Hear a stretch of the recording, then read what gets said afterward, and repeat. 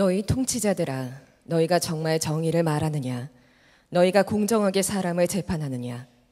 그렇지 않구나. 너희가 마음으로는 불의를 꾸미고 손으로는 이 땅에서 폭력을 입살고 있구나. 악한 사람은 모태에서부터 곁길로 나아갔으며 거짓말을 하는 자는 제 어머니 뱃속에서부터 빗나갔구나. 그들은 독사처럼 도끼가 서려 귀를 틀어막은 귀머거리 살모사처럼 마술사의 홀리는 소리도 듣지 않고 능숙한 술객의 요술도 따르지 않는구나. 하나님, 그들의 이빨을 그 입안에서 부러뜨려 주십시오. 주님, 젊은 사자들의 송곳니를 부수어 주십시오. 그들을 급류처럼 흔적도 없이 사라지게 해 주십시오. 겨누는 화살이 꺾인 화살이 되게 해 주십시오. 움직일 때 녹아내리는 달팽이 같이 되게 해 주십시오. 달을 채우지 못한 미숙아가 죽어서 나와 햇빛을 못 보는 것 같이 되게 해 주십시오. 가시나무 불이 가마를 뜨겁게 하기 전에 생것과 불붙은 것이 강한 바람에 휩쓸려 가게 해 주십시오. 의로운 사람이 악인이 당하는 보복을 목격하고 기뻐하게 하시며 악인의 피로 그 발을 씻게 해 주십시오. 그래서 사람들이 과연 의인이 열매를 맺는구나, 과연 이 땅을 심판하시는 하나님은 살아계시는구나 하고 말하게 해 주십시오. 지난 2주간 동안 제가 미국 집회를 마치고 왔습니다. 예년과 좀 다른 느낌이 드는 것은 제가 어디를 다녀왔다는 느낌이 잘 안 드는 겁니다. 영성일기를 쓰면서 제가 그동안 2주간 동안 지났던 일을 교회에서 아실 수 있는 분들은 거의 다 아셨고, 저도 교회에서 되어지는 일을 매일 다 보고, 지난 주일 2번에 걸친 우리 차기룡 목사님, 엄재현 목사님 설교에 저도 굉장한 은혜를 받았고, 그러다 보니까 그냥 제가 늘 여기 있었던 것 같은 느낌을 받았습니다. 2주간 동안 하나님께서 교회가 굉장히 많이 변화됐다 하는 느낌을 저에게 주었습니다. 여러분도 그러셨는지는 모르겠습니다만 우리가 정말 주님을 바라보는 일에 더욱 힘쓰기를 원합니다. 세상이 많이 악해졌다고들 합니다. 실제로 이런저런 뉴스를 듣다 보면 때때로 가슴이 덜컥 내려앉을 때도 있습니다. 여러분, 이처럼 세상이 악해져 갈 때 우리가 정말 조심해야 할 것이 있는데, 그것은 악한 세상이나 악한 사람을 묵상하고 사는 것, 정말 조심해야 할 일입니다. 세상이 악하다고 악한 것만 보고 악한 사람 때문에 마음 상해하고 그것 때문에 낙심하고 또 그것 때문에 절망하고, 그러다 보면 나도 모르게 악한 세상을 닮아버리게 됩니다. 그것은 정말 어리석은 일이고 가장 불행한 일입니다. 우리가 세상이 악해진다고 생각할수록 더욱 우리와 함께 계시는 주 예수님을 바라보아야 됩니다. 악한 세상도 크고 악한 사람도 강하지만 우리와 함께 계시는 주 예수님은 더 크시고 더 강한 분이시기 때문에 그렇습니다. 우리가 주 예수님을 정말 바라보고 산다면 우리는 세상이 악해도 얼마든지 하나님의 말씀대로 살 수 있습니다. 하나님께서 우리를 능히 그렇게 살도록 이끄시기 때문입니다.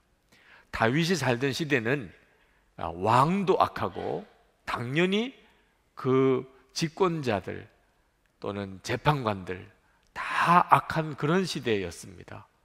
그건 정말 끔찍하지요. 생각만 해도 끔찍하지요. 1절 2절 말씀을 보면 너희 통치자들아, 너희가 정말 정의를 말하느냐? 너희가 공정하게 사람을 재판하느냐? 그렇지 않구나. 너희가 마음으로는 불의를 꾸미고 손으로는 이 땅에서 폭력을 일삼고 있구나. 다윗이 볼 때 정말 사람이 그 모태에서부터 악한 사람이구나, 이렇게 생각되는 사람이 있더라는 거예요. 어쩌면 그렇게 생각하는 것이 그렇게 악할 수 있죠. 최근에 뉴스를 들으면서 어떻게 사람이 그럴 수 있나, 이런 경우를 우리도 보잖아요. 3절에 보니까 악한 사람은 모태에서부터 곁길로 나아갔으며 거짓말을 하는 자는 제 어머니 뱃속에서부터 빗나갔구나. 이런 사람들이 우리 주변에 실제로 있습니다. 이런 사람들은 공통점이 하나님을 안 믿는다는 거예요. 하나님의 심판은 더 말할 것도 없고요. 이 시편 58편의 가장 많은 부분을 차지하고 있는 6절부터 10절까지가 하나님 심판해 주세요라는 겁니다. 하나님 심판해 주세요. 악한 자들을 심판하셔서 하나님이 정말 살아계심을 보여주세요. 그게 다윗의 고백입니다. 그러나 악한 사람들은 이런 말을 들어도 우습기만 합니다. 하나님이 어디 계셔? 하나님의 심판이 어디 있어? 그러니까 악하게 사는 거죠. 완전 범죄라는 걸 꿈꿔요. 그런 게 가능하다고 생각합니다. 하나님이 안 계시니까 그 사람에게는. 자, 그런데 그런 악한 사람들이 세상에 많은 것이 우리들의 마음을 상하게 하지만, 그러나 그 못지않게 놀라운 일이 있다는 사실을 믿음을 가진 우리들이 알아야 합니다. 그것은 세상이 이렇게 악한데도 여전히 하나님을 믿는 사람들이 있다는 거예요. 여기 계시잖아요. 그죠? 하나님을 믿는 사람이 지금도 있다는 거예요. 세상은 어떻든지 그저 잘 되는 것이 그게 선이죠. 돈 많이 버는 게 그게 선이죠. 그런데 우리는 그렇게 생각하지 않지 않습니까? 하나님이 계시고 하나님의 말씀이 있고, 그리고 하나님은 심판하시는 하나님이십니다. 비록 손해를 보고 바보 소리를 들어도 우리는 하나님의 말씀대로 사는 사람들이죠. 하나님이 계시니까, 그게 믿어지니까. 다윗을 보세요. 다윗은 그 시대에 통치자들이 다 악한 사람들입니다. 누가 더 악하냐 하는 걸 경쟁하는 듯한 사회예요. 그런데도 다윗은 여전히 하나님을 믿고 하나님의 심판을 믿고 있잖아요. 이런 사람이 있다는 거예요. 그 점이 놀라운 겁니다. 그러므로 여러분이 지금 이와 같은 시대에 살면서 하나님을 믿고 있다는 것이 기적이다.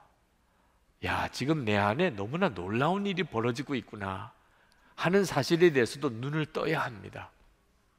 여러분, 우리가 하나님이 믿어지는 것 때문에 이 악한 세상에서 하나님의 말씀대로 살아가는 겁니다. 믿음이 그렇게 놀라운 것이에요. 바보 의사라고 하는 별명을 얻은 이 안수연 형제, 그 안수연 형제가 쓴 글을 보니까, 그가 의과대학 다니다가 이제 본과로 이제 올라가게 될 때 고민이 되었대요. 이제 공부할 것도 많고 시간도 이제 거의 없게 되는데 교회 생활을 제대로 할 수 있을까? 주일은 제대로 지킬 수 있을까? 봉사는 제대로 할 수 있을까? 그래서 잘 아는 교회 선배에게 물었대요. 선배님, 제가 이제 본과에 올라가게 되는데 교회 생활은 제대로 할 수 있을지 걱정이 됩니다. 본과에 올라가서도 교회 생활, 봉사 생활 제대로 할 수 있을까요? 그렇게 물었더니 그 선배가 뭐 조금도 생각하지도 않고 아주 속히 너무 담대하게 그럼 그러더라니까. 그럼 당연히 할 수 있지. 너무 당황했대요. 이렇게 간단히 대답이 나올 문제인가? 그런데 그 선배가 그렇게 아주 단호하게, 아주 신속하게 물론 할 수 있지. 본과에 올라가도 얼마든지 교회 생활, 예배, 봉사활동 다 할 수 있어. 그렇게 말해준 것 때문에 얼마나 감사했는지 모른다는 거예요. 실제로 고민이 될 때도 있었고 갈등이 될 때도 있었지만 그 선배가 단호하게 그렇게 할 수 있다고 말한 것 때문에 그는 인턴 과정이 끝날 때까지 주일을 딱 한 번 빠질 수밖에 없었던 것 외에는 성가대 활동도 하고 소그룹 모임도 하고 다 할 수 있었다는 거예요. 믿음이 분명한 사람에게는 고민이 별로 없습니다. 갈등도 별로 없습니다. 하나님이 진짜 믿어지는 사람, 별로 고민할 게 없어요. 너무 답이 분명하니까. 여러분, 하나님이 믿어진다는 것은 정말 놀라운 일입니다. 악한 사람이 세상을 다 좌지우지하는 것 같아도 하나님이 믿어지는 사람이 여전히 역사하고 있습니다. 우리가 꼭 기억해야 될 것은 사람은 믿는 대로 살게 된다는 거예요. 하나님이 믿어지니까 하나님의 말씀대로 사는 것이고, 하나님이 안 믿어지니까 악하게 사는 것뿐입니다. 욥의 아내가 욥이 이유를 알 수 없는 고난을 계속 당하게 되는 것을 옆에서 보다가 결국은 무너집니다, 마음이. 그래서 남편 욥에게 당신이 믿는다고는 하나님 저주하고 차라리 죽으라고 악담을 퍼부었어요. 믿음이 무너진 거예요. 더 이상 하나님이 살아계시다 믿어지지가 않는 겁니다. 근데 그런 말을 들은 욥은요, 하나님을 저주하고 죽을 수가 없었어요. 왜? 여전히 하나님이 살아계시고 하나님이 모든 역사를 주관하시는 게 믿어지니까. 그래서 아내에게 당신이 어리석은 사람이라, 하나님이 주시기도 하고 거두가시기도 하시는 거지, 그렇게 고백했어요. 결국은 믿음의 차이입니다. 스데반 집사가 돌에 맞아 죽을 때도 하나님이 하나님의 보좌에 계신 것을 보고 예수님이 일어나서 내려다 보시는 것을 보게 되니까 자기에게 돌 던지는 자를 오히려 축복하고 기도하고 그는 죽었습니다. 천사의 얼굴처럼 그렇게 마지막을 맞이했다 그랬어요. 여러분, 믿어지는 사람은 세상이 감당을 못할 정도입니다. 다윗도 말입니다. 하나님이 진짜 믿어지니까 그 미친, 정말 질투심에 완전히 미쳐버린 사울 왕이 자기를 죽이려고 쫓아다닐 때도 끝까지 한번 대항하지 않고, 죽일 수 있는 기회가 2번이나 왔어도 그 사울 왕을 그냥 손대지 않고 살려줍니다. 하나님이 믿어지니까. 그러니까 굳이 내 힘으로 어떻게 하고 싶은 생각도 없는 겁니다. 다윗이 고백해요. 11절 말씀에 사람들이 과연 의인이 열매를 맺는구나, 과연 이 땅을 심판하시는 하나님은 살아계시는구나 하고 말하게 해 주십시오. 여러분, 결국 모든 사람들이 다 알고 믿을 때가 옵니다. 하나님이 살아계신 것 다 알 때가 옵니다. 그 사람이 천국에 가서 지옥에 가서든지 이 땅에 살아있을 때든지 하나님은 살아계시구나, 과연 하나님은 살아계시구나, 모든 사람이 다 알 때가 옵니다. 그러나 문제는 하나님이 그렇게 모든 사람에게 다 드러나실 때 그 전에 말입니다. 세상에 악한 사람이 세력을 잡은 것 같고 악한 사람 마음대로 다 되는 것 같은 그런 때에, 그때도 하나님이 믿어지는 사람, 그 사람이 중요한 거죠. 다윗이 기도해요. 과연, 그 말은 이제 그때가 온다는 거예요. 그렇지만 다윗이 이 고백을 할 때는 하나님이 안 계신 것 같은 때였습니다. 정말 하나님은 살아계신 것 같지 않았어요. 그때 하나님이 다윗이 기도한 겁니다. 사람들이 과연 하나님은 계시구나 할 때가 오게 해 주십시오. 하나님에 대한 확신이 있었기 때문에 그렇게 했던 거죠. 여러분, 우리가 믿음을 가졌지만 믿음의 용사가 되어야 됩니다. 세상은 결코 만만치가 않잖아요. 우리가 다 살아보니까 알잖아요.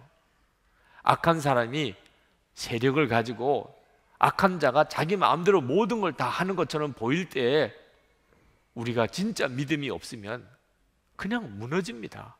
마음은 상하지요.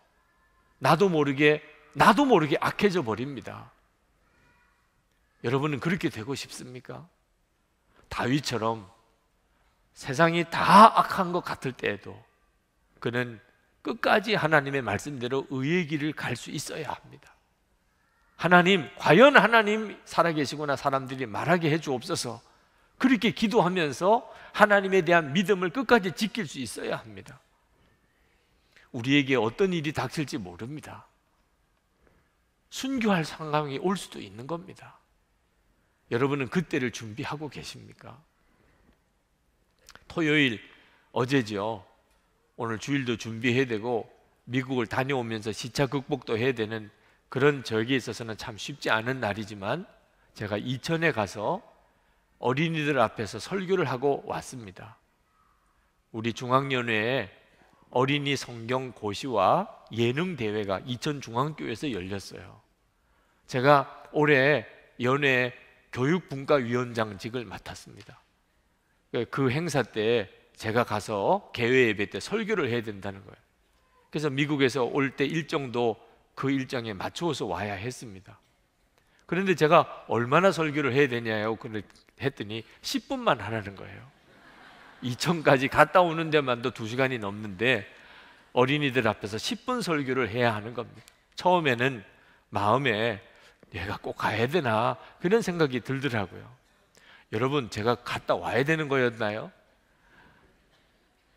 누가 어린이 설교에 은사가 있으신 분이 대신 해줘도 되지 않을까? 저는 또 어린이 설교를 안 해본 지가 이제는 꽤 오래됐습니다. 어린이들 앞에 설교를 잘할 자신도 별로 없고, 그런데 직책상 제가 해야 된다는 겁니다. 그래서 마음을 정리하고 다녀왔죠. 어린이들이 이천중앙교회 예배당에 꽉 찼어요. 제가 그 어린이들 앞에 서서 설교할 때 부끄러웠어요. 조금이라도 제 마음속에 내가 이 설교를 꼭 해야 되나 이런 생각을 했던 것 자체가 얼마나 부끄러운가. 저는 어린이들이 설교를 제대로 듣지 못할 거라고 생각했어요. 요즘 어린이들은 예배 때, 설교 때 집중하지 못한다고 그러잖아요. 그런데 그 아이들이 그렇게 조용히 그 눈망울을 또렷또렷하게 하고 저를 보는 것이 저를 너무너무 부끄럽게 했어요.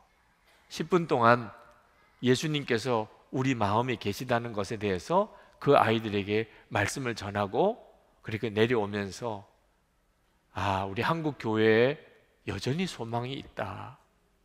어떻게 이런 아이들이, 이렇게 많은 아이들이 모여서 이렇게 예배를 드릴 수 있을까? 그 아이들은 다 성경을 암송하고 성경 시험을 볼 준비를 하고, 그리고 하나님께 찬양할 것을 가지고 모였어요. 제가 돌아오면서 아이들을 위해 기도가 되더라고요. 어른들은 부끄러운 모습을 보이는 게 많은데 이렇게 소중한 믿음을 가진 아이들이 있는 것을 보고, 이 아이들이 앞으로 겪어가야 될 믿음의 시련을 생각했습니다. 이 믿음이 그냥만 계속 지켜지는 게 아니잖아요. 우리가 다 살아봤잖아요.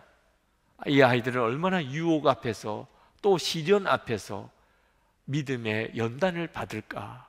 하나님, 정말 올곧게 잘 자라게 해주십시오. 이 아이들의 믿음이 잘 지켜질 수 있게 해주십시오. 그렇게 기도했었어요. 여러분들은 어른이시잖아요. 믿음도 어른이십니까? 한번 물어보고 싶더라고요. 우리들은 다 어른이잖아요. 그 아이들은 어린 아이들입니다. 그 아이들의 믿음과 우리들의 믿음은 달라야 되잖아요. 여러분들은 정말 몸이 어른인 것처럼, 나이가 어른인 것처럼 믿음도 어른입니까? 어떤 시련이 와도, 어떤 유혹이 와도 흔들리지 않는 그런 믿음을 가지고 있나요? 믿음은 그냥 커지는 게 아닙니다. 여러분들의 믿음이 장성한 믿음이 되었다면 아마 틀림없이 믿음의 연단을 많이 받았을 거예요. 여러분들이 끊임없이 성경 말씀을 묵상하고 주 예수님을 바라보면서 모든 상황에 살았을 겁니다. 그러면 믿음이 자라요. 믿음이 커집니다. 다윗과 같은 믿음이 그저 생기는 믿음이 아닙니다. 믿음으로 살아보지 않은 사람, 끊임없이 주 예수님을 바라보지 않는 사람은 결코 믿음이 커질 수가 없습니다.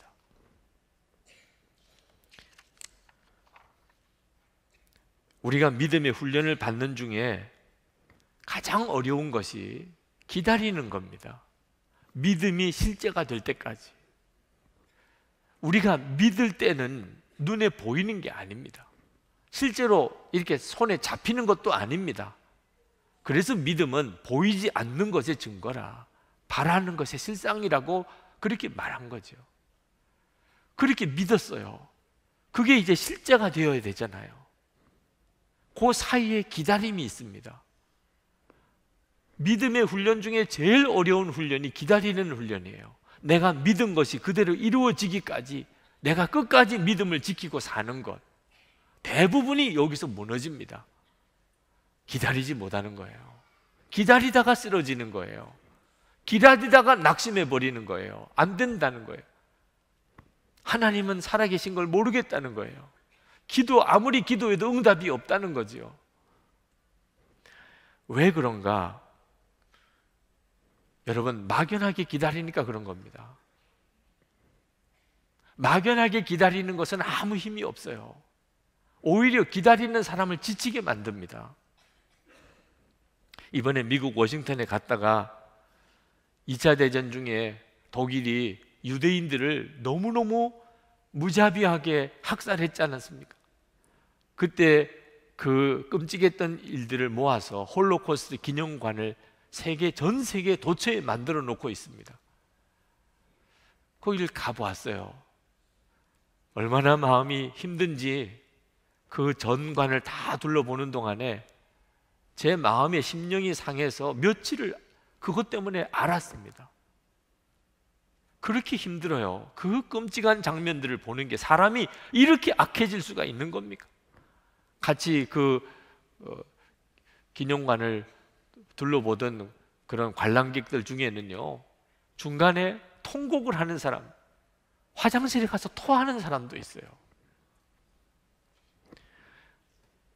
폴란드의 가장 잔인한 유대인 수용소 중 아우슈비츠라는 수용소에 어느 해인가 사람들 사이에 놀라운 예언이 퍼지기 시작했습니다. 하나님께서 말씀을 주셨다는 거예요. 이번 크리스마스 때는 우리가 다 풀려날 것이라고. 그 유대인 수용소에 있었던 사람들에게 있어서는 이것은요, 정말 놀라운 소식이에요. 하나님이 말씀하셨다니까. 근데 그 소문이 돌면서부터 무슨 일이 벌어졌는가? 그 수용소에 죽어나가는 사람의 숫자가 급격히 줄어든 겁니다. 사람들에게 희망이 생기니까, 이제 자유가 왔다는 희망이 생기니까 살 힘이 생긴 거예요. 눈빛이 달라지고 얼굴빛이 달라졌어요. 그런데 크리스마스는 아무 일도 없이 지나가 버리고 맙니다. 그때부터 그 유대인 수용소 안에 급격히 죽어가는 사람이 생기기 시작한 겁니다. 희망을 잃어버리는 순간에 사람은 견딜 힘을 잃어버리는 거거든요. 여러분, 믿음이 이런 단순한 희망만 아닙니다. 좋은 날이 올 거야. 하나님은 반드시 응답해 주실 거야. 여러분, 이것도 믿음이지만 실제로 믿음의 진정한 핵심은 아닙니다.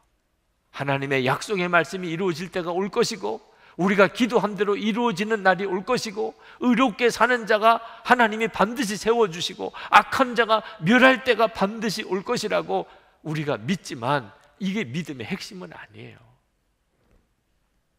애틀란타에 갔더니 아주 존경받으시는 목사님 이야기를 쭉 만나는 분들마다 하시더라고요. 이미 세상을 떠나셨지만 그 지역에서는 상당히 유명하시더라고요. 왜 유명하신가? 설교 중에 애틀란타 교회 협의회 정기 모임 때 설교를 하셨는데, 설교 중에 이미자의 동백아가씨 노래를 불렀다는 겁니다. 그게 무슨 찬양곡도 아니고 목사님이 이미자의 동백아가씨 노래를 부른 일이 그게 범상한 일은 아니죠. 헤일 수 없이 수많은 밤을 내 가슴 도려내는 아픔에 겨워 얼마나 울었던가 동백아가씨. 그리움에 지쳐서 울다 지쳐서 꽃잎은 빨갛게 멍이 들었어. 처음에 1절을 부를 때는 다들 웃었대요. 코미디 같은 상황이잖아. 갑자기 목사님이 동백아가씨 노래를 부르니, 그러나 목사님은 개의치 않고 그냥 2절을 또 부릅니다. 동백꽃잎에 새겨진 사연, 말 못할 그 사연을 가슴에 안고 오늘도 기다리는 동백아가씨. 가시님은 그 언제 그 어느 날에 외로운 동백꽃 찾아오려나. 웃던 사람들의 웃음이 다 사라지고, 그리고 눈에는 눈망울이 맺혔다는 거예요. 이민사회에서 살았던 이민자들의 가슴은요, 이미자 씨가 부른 이 동백아가씨처럼 그렇게 다 마음이 빨갛게 멍이 들었다는 거예요. 기다리고 기다리다가 지쳐서. 이민자의 삶은 기다리는 삶이라는 겁니다. 그러나 언제 그 기다리던 것이 이루어질지 기약이 없는, 목사들도 마찬가지라는 겁니다. 이민 목회를 하는 목사들도 그렇게 교인 한 사람 만들려고 어떻든지 온갖 정성과 사랑을 다 쏟아서 섬기고 도살피고 도와주었더니 얼마 동안 교회를 나오는가 싶다가 그냥 다 떠나가 버린다는 거예요. 그 떠나간 교인 다시 돌아오기를 그렇게 기다리다가 그 목사님은 동백꽃은 빨갛게 멍이 들었지만 제 가슴은 빨갛다 못해 까맣게 아주 새까맣게 타버렸어요. 그렇게 고백하는데 그 자리에 있었던 목사님들과 이민살이 하던 교민들이 다 울었다는 겁니다. 그게 이민자의 삶이고 이민 목회를 하던 분들의 심정이라는 거예요. 근데 이 목사님이 그렇게 속이 새까맣게 타서 그런지 66세에 비교적 젊은 나이에 세상을 떠나십니다. 그를 사랑하던 분들이 유고집을 냈어요. 제목을 붙이기를 동백 아가씨를 노래하는 목사, 그렇게 냈습니다. 저는 그 목사님의 이야기를 들으면서 야, 이민 목회가 어려운 거였구나, 이민자의 삶이 그렇게 힘든 삶이구나, 그런 생각을 하면서도 믿음은 마음이 새까맣게 타들어가는 게 아닌데 그런 생각을 했습니다. 여러분, 그저 우리가 막연하게 좋은 날이 올 것을 믿고 기다린다는 것은 우리 속을 새까맣게 태웁니다. 언제 이루어지지요? 도대체 하나님의 약속은 언제 이루어지는 거예요? 도대체 말씀은 언제 이루어지고 기도는 언제 응답이 됩니까? 그 이루어질 날을 기다리고 또 기다리고 사는 것은요, 어떤 때는 우리 속만 썩히는 거예요. 믿음은 그저 기다리는 거 아닙니다. 믿음의 진정한 본질은 말입니다, 하나님의 약속을 이루실 그 주님을 지금 만나는 거예요. 지금 우리와 함께 계신 그 주님을 만나는 데 있습니다. 그렇기 때문에 기다릴 수 있는 힘이 생기는 거예요. 우리에게 약속하신 하나님의 약속의 말씀을, 우리가 기도한 그 기도의 응답을 능히 이루실 그 주님, 그분이 지금 우리와 같이 계신 것을, 그것을 아는 눈이 뜨여야 비로소 그것을 믿음이라고 하는 거예요. 그 믿음을 가진 사람은 속이 타지 않습니다. 세상은 다 악해져 가는 것 같아요. 오히려 더 거꾸로 가는 것 같아요. 하나님의 역사는 언제 이루어질까 싶어요. 그래도 속이 타지 않습니다. 왜? 그 말씀을 능히 이루실 그 주님이 나와 함께 계시는 것을 내가 알기 때문에. 다윗은 속이 새까맣게 타지 않았습니다. 그는 담대했어요. 그는 세상은 다 악해도 그는 끝까지 하나님의 말씀대로 살았어요. 하나님은 분명히 살아계시다, 심판하시는 하나님은 분명히 살아계시다, 그는 분명히 고백하고 살았어요. 그리고 결국은 그 일이 이루어지게 되는 겁니다. 사랑하는 성도 여러분, 그러므로 우리가 이 악한 세상 가운데서 믿음으로 살려면 살아계신 주님, 그 주님을 만나야 합니다. 그 주님을 바라보는 눈이 뜨여야 합니다. 사람들은 과연 하나님이 살아계시구나, 그렇게 말할 때가 오겠죠. 그 사람들은 무언가가 이루어져야만 아는 겁니다. 아, 과연 의인이 열매를 맺는구나, 아, 과연 심판하시는 하나님이 계셨구나, 다 알게 되지요. 그러나 그 일이 이루어지기 전에 벌써 그 하나님, 살아계신 하나님을 만나는 사람이 있는 거요. 그 사람이 믿음의 사람인 거예요. 어떤 일이 다 이루어지고 난 다음에 하나님은 살아계시구나, 그게 아니고 세상은 다 악한 것 같은데 그 가운데서 살아계신 하나님을 만나는 사람이 필요하다. 이것이 바로 믿음의 사람인 거예요. 그러므로 여러분, 정말 절망의 상황이 왔을 때, 정말 어려운 그런 시험이 닥쳐왔을 때 명심해야 합니다. 그것은 살아계신 하나님을 만나는 기회일 뿐입니다. 지금도 하나님은 살아계신 하나님으로 우리와 만나주세요. 강화 에덴 교회에 필리핀 단기 선교 갔던 이야기를 들었습니다. 교인들이 필리핀으로 단기 선교를 다녀오게 됐는데 필리핀에 도착을 해서 그 현지 교회에 다다랐는데 재정을 맡은 집사님이 돈을 다 잃어버린 것을 알게 됐어요. 돈이 없어진 겁니다. 아무리 찾아도 돈이 없어요. 이제 한 열흘 동안의 단기 선교 일정을 이제 살아가야 되는데 돈이 하나도 없어졌으니 어떡합니까?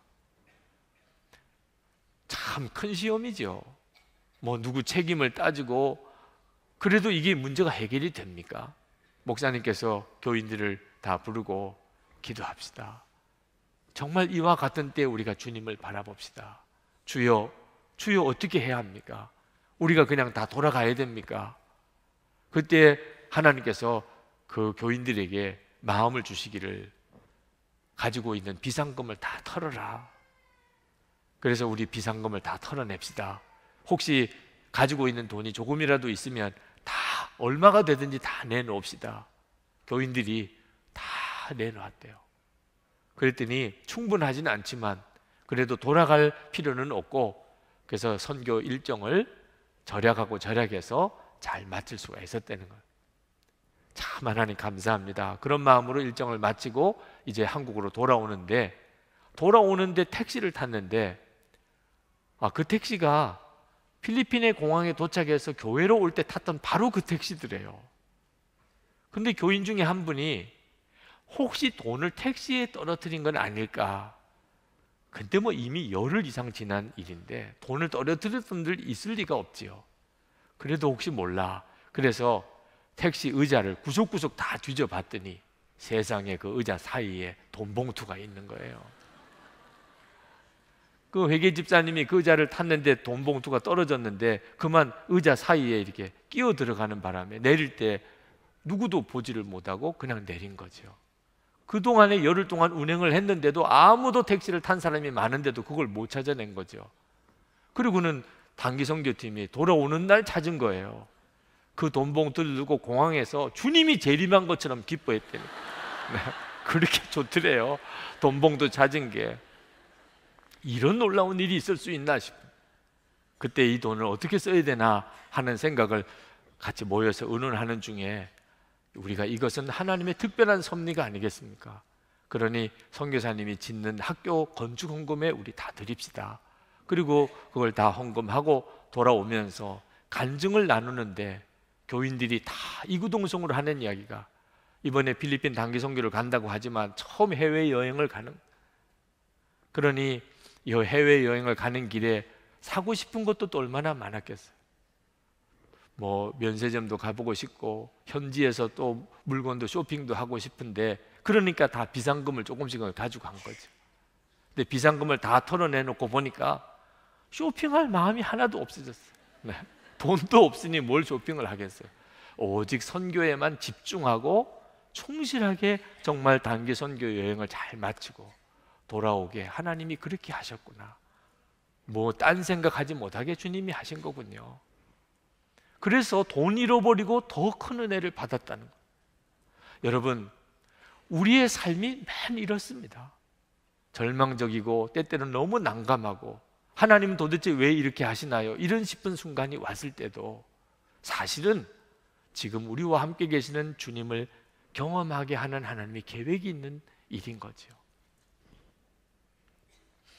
하나님이 원하시는 것은 이 악한 세상 가운데서 그래도 하나님을 믿고 하나님의 심판을 정말 믿고 의롭게 사는 자가 있기를 원하는 거예요. 하나님이 원하시는 겁니다. 세상 사람들은 다 악하다, 다 악하게 변했다 하더라도 아니야, 여전히 의롭게 사는 사람이 있어. 하나님을 믿고 하나님의 심판을 믿으니까 의의 열매는 반드시 맺어진다는 걸 믿는 사람이 있다는 것을 하나님은 보고 싶으신 거예요. 그래서 나중에 사람들이 과연 의인이 열매를 맺는구나 하고 그렇게 말하게 되는 것을 하나님이 기뻐하시는 거죠. 여러분, 소돔 고모라 성이 멸망당할 때 그때 아브라함이 하나님께 뭘 기도했나요? 죄를 용서해 달라고 기도했나요? 악을 고쳐달라고 기도했나요? 집권자들을 바꾸어달라고 기도했나요? 아브라함이 기도했던 것은 의인 10사람이 있다면 이 성이 무너지겠습니까? 하나님, 의인이 있으면 하나님 그 사람도 같이 망하게 하시겠습니까? 의인이 한 사람이라도 있으면. 아브라함의 관심은 거기에 있었어요. 악한 사람 탓할 거 없습니다. 그들은 다 그저 하나님의 소관일 뿐이에요. 그것 때문에 마음 상할 것도 없습니다. 악한 사람 따라 할 건 더 아니지요. 우리가 할 일은 오직 의인 한 사람이라도 있게 하는 거예요. 나 한 사람이 의인이 되면 되잖아요. 예레미야 5장 1절에 보면 하나님이 이렇게 기가 막힌 말씀을 하십니다. 너희는 예루살렘 거리로 빨리 다니며 그 넓은 거리에서 찾아보고 알라. 너희가 만일 정의를 행하며 진리를 구하는 자를 한 사람이라도 찾으면 내가 이 성읍을 용서하리라. 의인이 한 사람이라도 있으면 모두가 다 산다는 거예요. 여러분, 세상은 악한데 누가 의롭게 살겠습니까? 지금도 함께 계시는 주님을 정말 믿고 바라보는 사람만 그렇게 할 수 있는 겁니다. 그러므로 여러분, 24시간 주님을 바라보는 일이 대단히 중요합니다. 주님을 바라본 사람은 다윗과 똑같이 됩니다. 세상은 아무리 악해도 그는 세상 따라 살지 않습니다. 제가 24시간 주님을 바라보면서 제 삶 속에 참 많은 변화가 일어납니다. 그것은 주님은 정말 실제로 살아계신 분이세요. 처음에는 주님을 바라보려고 애를 썼지만 지금은 주님이 제 삶 속에 역사하심이 너무너무 강합니다. 이번 2주간 동안 미국 집회를 다녀올 때도 늘 하던 것처럼 주님이 인도해 주세요. 주님이 동행해 주세요. 주님과 함께하는 여행이 되기를 원합니다. 그렇게 기도하는데 주님이 갑자기 제 마음에 이번 미국 여행은 하나님의 나라 사람을 만나는 여행이다, 그런 마음을 주세요. 3일 동안 계속 기도만 하면 그 말씀만 주시는 겁니다. 사람을 만나는 것이라. 제 일정을 도와주려고 박우영 목사님, 부목사님이 같이 따라갔습니다. 제가 박우영 목사님께 말씀을 드렸어요. 아주 지극히 개인적인 경험이지만 이건 제 일정이 중요한 문제니까, 목사님, 제 일정을 이제 거기 있는 주최 측 사람들이랑 또 저를 만나기를 원하는 사람들이랑 의논을 하실 때 절대로 어디 관광을 가자든지 어디를 보러 가자든지 이런 쪽으로 결정하지 말고 하나님 나라 사람을 꼭 만나야 할 사람이 있다고 하시니 그것을 중요하게 챙겨주세요. 박우영 목사님도 쉽지 않았던 것 같아요. 사람을 만나야 된다고 자꾸 그러시니까. 그리고 이번 여행이 정말 놀라운 사람들을 만나는 여행이었어요. 그 과정은 제가 영성 일기 속에 거의 대부분 썼습니다. 특히 가장 놀라운 것은 마지막 한국으로 오기 전날입니다. 그날은 누구를 만날 특별한 약속이 없었어요. 그저 워싱턴 DC 한번 둘러는 보셔야 되지 않겠습니까? 그래서 저를 관광을 시켜주겠다고 하는 약속만 있었던 날입니다. 아침에 일어나서 기도를 하면서 하나님, 오늘 하루도 주님 인도해 주십시오. 근데 그때도 동일하게 주님이 제 마음에 오늘 하나님의 나라의 사람을 만날 것이라. 사람이라는 겁니다. 오늘도 관광이 아니고 사람이라는 거예요. 난감하더라고요. 무슨 사람 만날 약속을 했어야 뭐 기대를 걸지요. 아, 가이드를 해주시는 집사님이 사람인가? 생각해 보니까 사람이더라. 그래서 그 집사님에게 무슨 계획이 있나 이런 기대를 가지고 나갔어요. 그리고는 그 집사님을 만났는데 참 사랑이 많으신 분, 어떤 하나라도 더 저를 워싱턴 DC를 보여주려고 애를 쓰시는 분이세요. 저는 보는 게 하나님의 뜻이 아니고 사람이 하나님의 뜻인데, 그래서 그 집사님이 하시는 이야기를 계속 귀담아 듣고 있었죠. 근데 그 집사님이 이야기를 하시다가 갑자기 대학 동창 이야기를 하시는 겁니다. 그분이 이 워싱턴에 와 있는데, 그러면서 한국 KBS의 성공시대에도 방영이 되신 분이라고 하면서 이름을 이야기하는데, 팀 하스라고 하는 한국 사람이라. 그 이야기를, 그 이름을 듣는데 깜짝 놀랐어요. 저희가 처음 도착한 미국 애틀랜타에 도착하는 날 방송국에서 인터뷰를 했습니다. 근데 그 방송국장님하고 이야기를 나누다가 저희들은 미국에 사람 만나러 가는 거라고 그런 응답을 받았습니다. 혹시 방송국장님은 사람을 많이 알 테니 하나님의 나라 사람이라고 여겨지는 분이 생각나십니까? 혹시 있으면 추천해 주십시오. 그랬더니 한참을 고민을 하시다가 한 사람이 생각이 난다는 거예요. 정말 그 사람이, 목사님 이야기를 듣는데 그 사람이 딱 그 사람이라는 생각이 든다는 거예요. 이야, 이렇게 응답을 해주시나. 그래서 누구냐고 그랬더니 팀 하스라는 사람. 그분이 미국의 아주 큰 기업인인데, 그런데 오바마 행정부의 자문위원까지 위촉이 된 한국분으로 KBS에서 성공시대의 방영까지 된 분이라. 아, 그런 분이 계십니까? 어디 사십니까? 필라델피아에 산다는 거예요. 마음에 그만 낙심이 되더라고. 어떻게 만납니까 그 사람을? 우리가 갈 수 있는 여건도 아니고 그분이 올 리도 없고. 그래서 그만 마음을 접었었거든요. 그게 첫 번째 날이었어요. 마지막 날, 아니 우리를 가이드해 주시는 집사님이 그분 이야기를 하면서 그분이 지금 워싱턴에 와 있다는 거예요. 연방정부의 회의를 하기 위해서 왔는데 당신이 만나게 해줄 수 있다는 거죠. 그래서 그만 모든 구경거리는 다 접어두고 그리고 그분에게 연락을 했습니다. 중요한 회의를 하는 분이니 만날 수 있을지도 모르는 일인데 연락을 받으시더니 만나시겠다고. 그래서 우리가 호텔에 갔어요. 호텔에 가는데 택시를 탔는데 정말 이상한 택시예요. 처음에는 잘못 탔나 싶더라고. 에티오피아 사람인데 택시 안이 뭐 보통 너저분한 게 아니에요. 그리고 횡설수설 하시는 것 같고. 근데 가다가 보니까 이분이 진짜 충만하신 분이에요. 택시 안에 곳곳에 성경책하고 전도지예요. 그러면서 그분이 우리에게 설교를 하시는 거예요. 주의 때가 가까웠다는 거예요. 우리가 내리는데 천국에서 만나시자고. 정말 하나님이 무슨 특별하게 이렇게 모든 상황을 만들어 놓았다고 밖에 생각할 수가 없는 상황이더라. 팀 하스를 만났는데 정말 놀라운 분이더라. 그분이 한국의 KBS 방송에서 미국에 성공한 사람이라고, 한인이라고 취재를 해왔지만 실상은 가장 중요한 부분은 방영이 안 된 겁니다. 그분은 목사님이기도 하셨어요.